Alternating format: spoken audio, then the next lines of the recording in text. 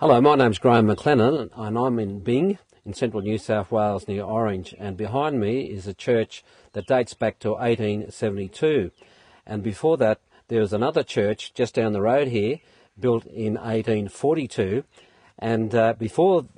that church was built they used to have sermons to the Cornish community up on Bethel Rock, which is just up to my left up here. And Parson Tom used to preach from there, and it was a great time for the Cornish community to come together and celebrate their Christian faith. Now in the 1830s there was a prolonged drought, and so they decided to pray and humble themselves before God to seek God's guidance in regards to the breaking of the drought. So they prayed, and even on that day, as recorded in May 1839 by George Hawke, he wrote here, "As we had made up our mind to keep this day for the purpose of humility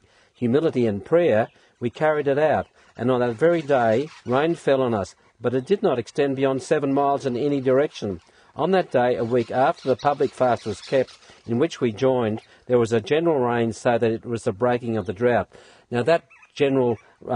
breaking of the drought refers to another prayer time, and that was called by Governor Gibbs. Governor Gibbs' father was a clergyman, and Governor Gibbs was a devout Christian, and so in 1838 he called for a national day of prayer and fasting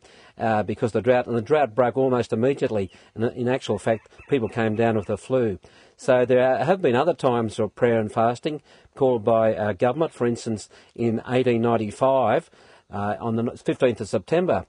clergymen were called to pray for the breaking of the drought and to humble themselves before God in fasting, and within a few days the drought broke there too, and on the 2nd of October 1892 they had a